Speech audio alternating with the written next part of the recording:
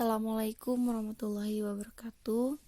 Perkenalkan, nama saya Reni Petriani dari Administrasi Bisnis Sore semester 1. Di sini saya mau menjelaskan sedikit dari landasan-landasan wudhu dan sholat. Yang pertama ada landasan wudhu. Secara bahasa, pengertian wudhu adalah berasal dari kata wada'ah yang artinya hasan, yaitu baik atau bagus, dan bahjah, yaitu indah atau elok. Sementara pengertian wudhu menurut Syaro mengutip dalam penjelasan dalam kitab Al-Fiqh Al-Manhaj ala Mazhabis Syafi'i, yang artinya sebuah nama untuk menunjukkan pekerjaan yang berupa menggunakan air pada anggota-anggota badan tertentu disertai dengan niat. Maksudnya di sini, jika huruf wawunya di fathah yaitu wadu, maka artinya berbeda dengan wudu. Wadu adalah nama untuk menyebut alat yang digunakan untuk berwudu yaitu air. Pengertian wudu juga tak selamanya berkaitan dengan ritual bersuci sebelum sholat atau beribadah yang lain, tergantung dengan konteks kalimatnya. Dalam hadis menyebutkan, yang artinya yang dimaksud kata berwudulah dalam hadis di atas adalah membasuh tangan dan mulut agar terbebas dari bau. Kesimpulan dari penjelasan tersebut, berbagai derivasi pengertian wudu jelas bahwa yang diinginkan oleh Allah Subhanahu wa Ta'ala dengan wudu adalah kebersihan dan keindahan. Kemudian saya akan mempraktekkan doa dari setiap gerakan wudu. Yang pertama, ada doa melihat air, yaitu Alhamdulillahilladzi ja'ala ma'a tahura. Kemudian membasuh telapak tangan dengan membaca Allahumma fad yadaya mimma asika kuliha. Dilanjut dengan berkumur-kumur membaca Allahumma aini ala zikrika wa syukrika wa husni ibadatika sama 3 kali. Terus membasuh hidung dengan membaca Allahumma arihni rohiyatal jannah wa anta anirudi. Niat Allah nawaitu du'a li rafil hadasil asghari fardulillahi ta'ala. Membasuh muka Allahumma baid wajahi wa matabyadu wujuhu wa taswadu wujuhu. Kemudian tangan sampai sikut dan membaca Allahumma atini, tangan kanan Allahumma atini kitabi biyamini wa asibni sabanasiro. Tangan kiri Allahumma latutini kitabi bisimalik aumin warai dohri. Membasuh rambut, sebagian rambut, dan membaca Allahumma harim syahri wa basyari alannar. Kemudian telinga Allahumma ja'alni minat tawabina wa ja'alni min ibadika sholihin. Kemudian kaki kanan sampai mata kaki dengan membaca Allahumma sabit qadami ala sirati mustaqim. Kemudian kaki kiri Allahumma la tuzil qadami ala sirati mustaqim. Kemudian dilanjutkan dengan doa setelah wudu, yaitu asyhadu alla ilaha illallah wa asyhadu anna muhammadan abduhu wa rasuluh. Allahumma ja'alni minat tawabina wa ja'alni min ibadika sholihin. Usalli sunnatan minal witri rakaatan lillahi ta'ala.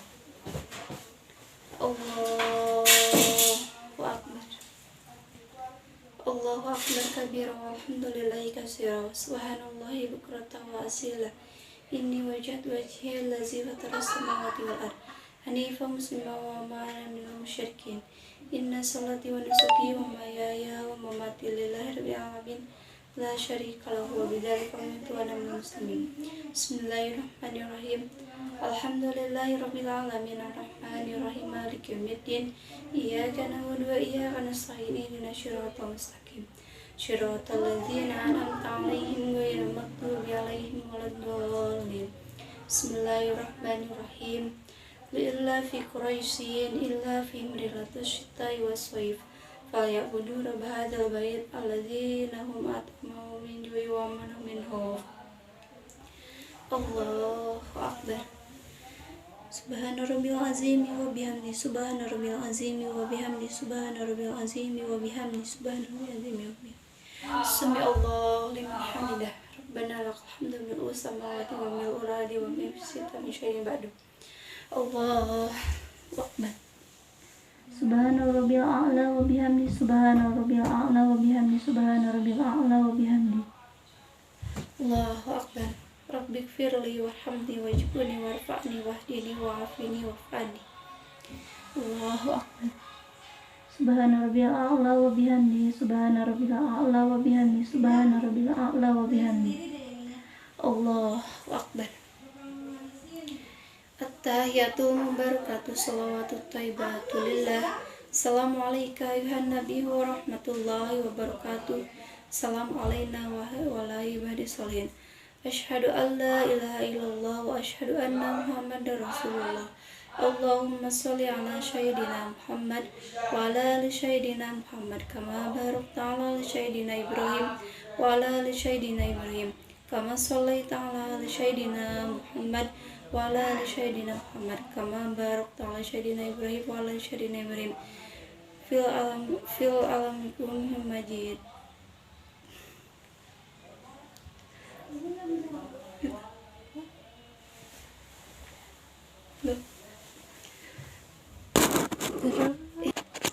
Fil alamin innaka hamidum majid.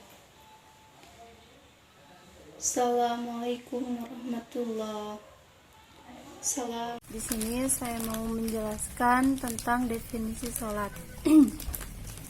Mulai dari definisi sholat. Sholat merupakan, menurut bahasa, sholat adalah doa. Tapi yang dimaksud di sini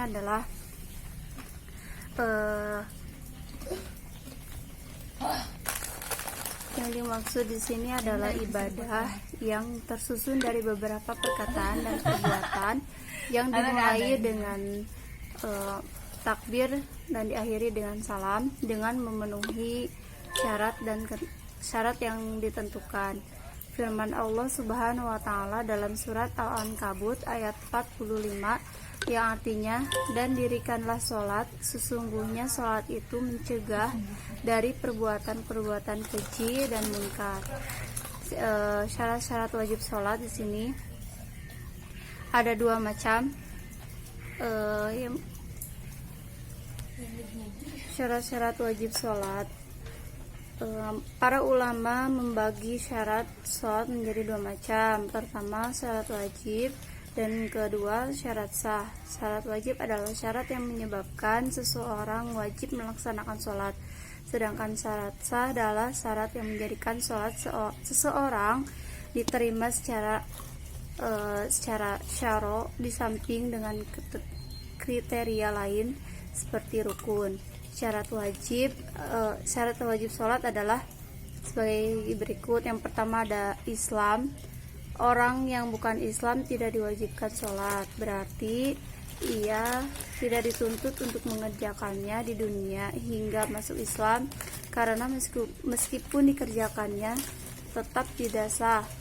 Tapi jika akan mendapat siksaan di akhirat, tapi ia akan mendapatkan siksaan di akhirat karena ia tidak sholat, sedangkan ia dapat mengerjakan sholat dengan jalan masuk Islam terlebih dahulu.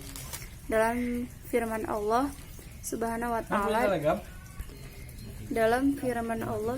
wa taala, surat Al-Mudatsir ayat 40 sampai 44 yang artinya, berada di dalam surga, mereka tanya-menanya tentang keadaan orang-orang yang berdosa. Apakah yang memasukkan kamu ke dalam sakor atau neraka?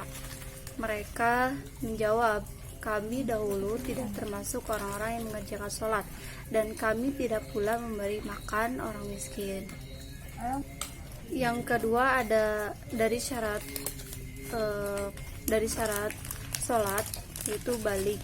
Balik adalah seseorang yang telah sampai umurnya 15 tahun Hijriah atau sudah mendapatkan satu tanda baik dan inzal atau mimpi basah bagi laki-laki atau perempuan, dan datang haid khusus bagi perempuan.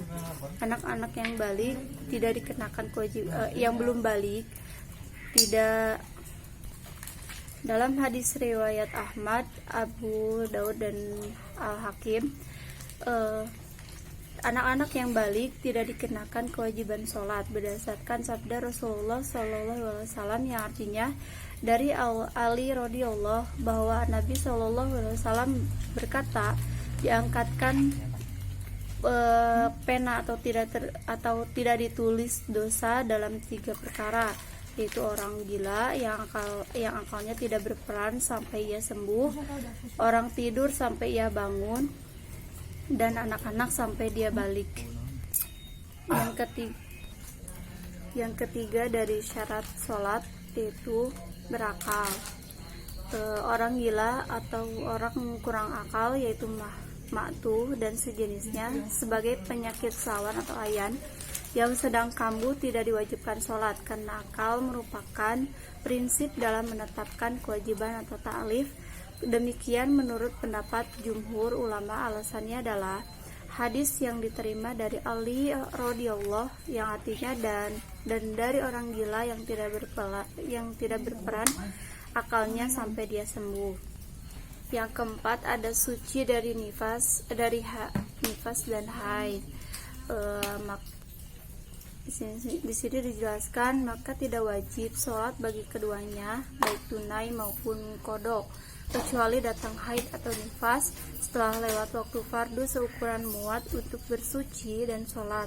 Maka sholat itu wajib diqada setelah suci atau suci dalam waktu sholat yang sisa waktunya muat dan untuk sholat, maka wajib qada sholat tersebut, dan wajib qada pula satu waktu sebelumnya bila suci dalam waktu kedua sholat jama, yaitu sholat asar dan sholat isya. Maka bila suci dalam waktu asar, sholat yang wajib ditunaikan adalah sholat duhur dan asar. Dan apabila suci di waktu isya walau di ujung waktu, maka sholat yang wajib ditunaikan adalah maghrib dan isya. Kemudian ada syarat-syarat sah sholat. Suci dari hadas besar dan hadas kecil. Sabda Rasulullah SAW yang artinya Allah tidak menerima sholat seseorang di antara kamu apabila ia berhadas hingga ia berwudu, atau dalam hadis riwayat Bukhari dan Muslim. Firman Allah Subhanahu wa taala yang artinya jika kamu junub maka mandilah. Ini terdapat dalam surat Al-Maidah ayat 6. Syarat sah sholat yaitu yang pertama ada suci badan, pakaian dan tempat dari najis. Yang kedua menutup aurat.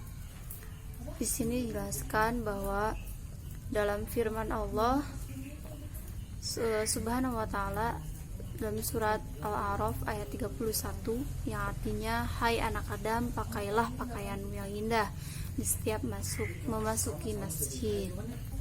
Yang ketiga ada mengetahui masuknya waktu sholat. Cara mengetahui masuk waktu sholat ada 3, yaitu dengan cara yakin, yaitu mengetahui waktu dengan melihat matahari atau fajar. Yang kedua dengan cara, yaitu mengetahui waktu dengan pekerjaan tertentu. Yang ketiga dengan taklid, yaitu mengetahui waktu dengan perantara orang lain. Yang keempat ada menghadap ke kiblat atau Ka'bah. Dalam firman Allah Subhanahu wa taala yang artinya palingkanlah mukamu ke arah Masjidil Haram, dan di mana saja kamu berada palingkanlah mukamu ke arahnya. Terdapat dalam surat Al-Baqarah ayat 144. Kemudian ada rukun sholat. Rukun sholat menurut mazhab Syafi'i ada 13, diantaranya niat. Dalam sabda Rasulullah SAW yang artinya sesungguhnya segala amal itu hendaklah dengan niat atau niat dalam hadis riwayat Bukhari dan Muslim. Yang kedua ada takbiratul ihram, dilanjut dengan membaca surat Al-Fatihah, kemudian ruku, dilanjut dengan membaca surat Al-Fatihah. Ini terdapat dalam hadis riwayat Bukhari yang artinya tiadalah sholat bagi seorang yang tidak membaca Al-Fatihah. Yang keempat ada ruku, sabda Rasulullah Shallallahu Alaihi Wasallam dalam hadis riwayat Bukhari dan Muslim yang artinya kemudian rukuklah hingga engkau diam sebentar untuk ruku. Yang kelima ada i'tidal, sabda Rasulullah dalam hadis riwayat Bukhari dan Muslim, kemudian bangkitlah engkau sehingga berdiri tegak untuk i'tidal. Yang keenam yaitu sujud, sabda Rasulullah Shallallahu Alaihi Wasallam dalam hadis riwayat Bukhari dan Muslim, kemudian sujudlah engkau hingga diam sebentar untuk sujud, kemudian bangkitlah engkau hingga engkau bangkit untuk sujud, kemudian sujudlah engkau hingga diam dan untuk sujud. Yang ketujuh ada duduk di antara dua sujud serta tumanina. Dalam sabda Rasulullah SAW yang artinya kemudian sujudlah engkau hingga diam sebentar untuk sujud, kemudian bangkitlah engkau. Yang kedelapan adalah duduk akhir dengan membaca tasyahud awal dan akhir, kemudian membaca salawat kepada Rasulullah SAW. Setelah itu yang terakhir yaitu dengan memberi salam. Yang terakhir memberi salam, sabda Rasulullah SAW dalam hadis riwayat 5 ahli hadis dan disahkan oleh Tirmizi yang artinya dari Ibnu Mas'ud, sesungguhnya Nabi Shallallahu Alaihi Wasallam memberi salam ke kanan dan ke kiri. Beliau mengucapkan Assalamualaikum warahmatullahi wabarakatuh, Assalamualaikum warahmatullahi wabarakatuh, sehingga kelihatan putih pipi beliau. Setelah menyelesaikan gerakan sholat tersebut, lalu dilanjutkan dengan membaca Al-Quran. Bismillahirrahmanirrahim. Alhamdulillahilladzi anzala ala abdihil kitaba wa lam yaj'alahu iwaja qayyiman liyunzira ba'san syadidan min ladunhu wa yubashshiral mu'minina alladzina qalu tawazallahu walada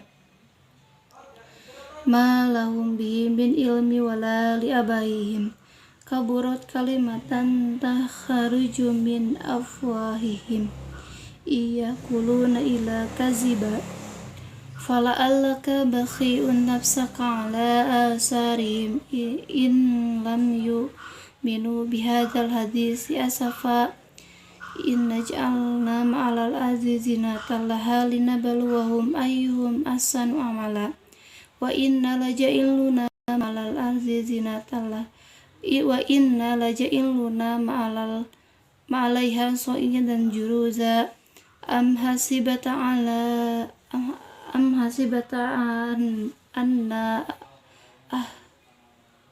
ashabal kahfi wa raqi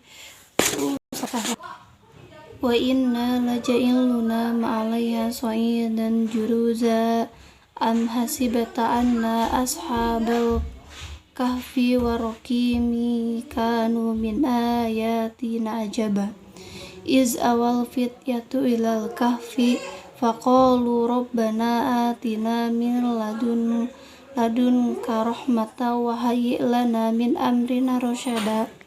Sadaqallahul azim.